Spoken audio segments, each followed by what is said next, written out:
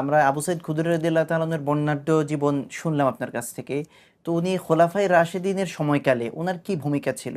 জি, আপনাকে ধন্যবাদ। তিনি রসুল্লাহ সাল্লাল্লাহু আলাইহি সাল্লামের সাথে তো তিনি যখন একটু আমি যোগ করি, তিনি যখন বদর যুদ্ধে খুবই ছোট ছিলেন, 11 বছর ছিলেন। উহুদের যুদ্ধে তার বয়স 13 বছর ছিল। 13 বছর।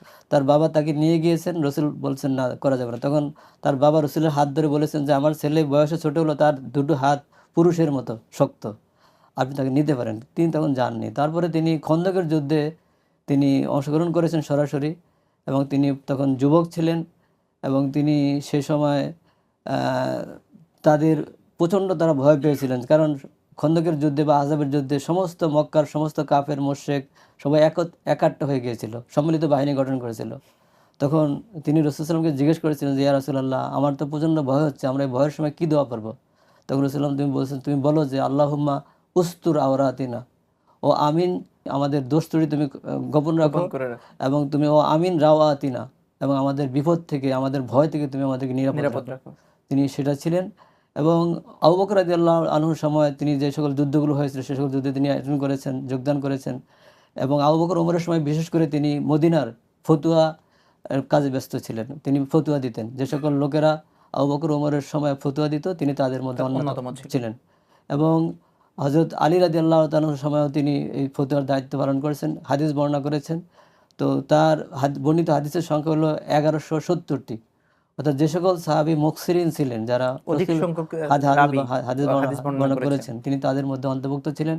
এবং তিনি হাদিস বর্ণনা করতে যে তিনি রাসূল সাল্লামের প্রচণ্ড সুন্নাহটা অনুসরণ করতেন। কোন একটা বিষয় যখন আসতো, সেই বিষয়ে যখন তিনি দেখতেন যে সুন্নাহর পরিপন্থী কিছু হচ্ছে, তখন তিনি সেটা প্রতিবাদ করতেন এবং সুন্নাহটা তিনি বলে দিতেন, বলে বর্ণনা দিতেন। করতেন। যত বড় শক্তিশালী তিনি, মুআবিয়ার কাছে, মুআবিয়া রাদিয়াল্লাহু তাআলা আনহু যখন তার সময় বিভিন্ন বেদাত তার চোখে ধরা পড়লো, তখন তিনি বহু পথ, তিনি থাকতেন মদিনায়, মুআবিয়া থাকতো কুফায়। কুফায়।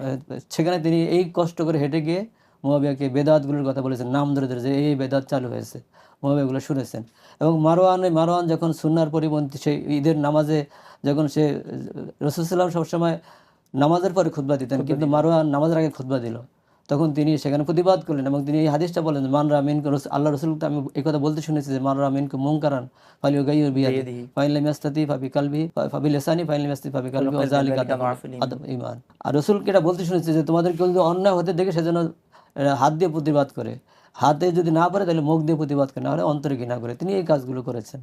তিনি রসুলের সুন্নাহর পরিপন্থী কিছু হতে দেখলে, যত বড় শক্তিশালী কেউ হোক না কেন, একবার উম্মুল মুমিনিন হাফসা রাদিয়াল্লাহু তাআলা আনহার জানাজা সে যখন তার লাশ নিয়ে যাওয়া হচ্ছিল, তখন তিনি দাঁড়াননি, মারওয়ান দাঁড়াননি, আবু হুরায়রা তার পাশে বসা ছিল। তখন এই আবু সাইদ খুদরি সেই জানাজার সাথে ছিলেন, এবং তিনি সাথে সাথে মারওয়ানকে যে বললেন যে আল্লাহ রসুল তো এভাবে জানাজা দেখলে দাঁড়াতেন, তুমি দাঁড়াওনি কেন, তুমি দাঁড়াও।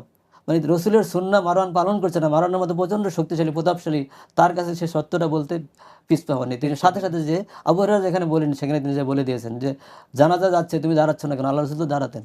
এইভাবে তিনি যখনই দেখতেন যে মানে কোনো সুন্নাহর পরিপন্থী কিছু করা হচ্ছে, তখন তিনি এটা প্রতিবাদ করতেন।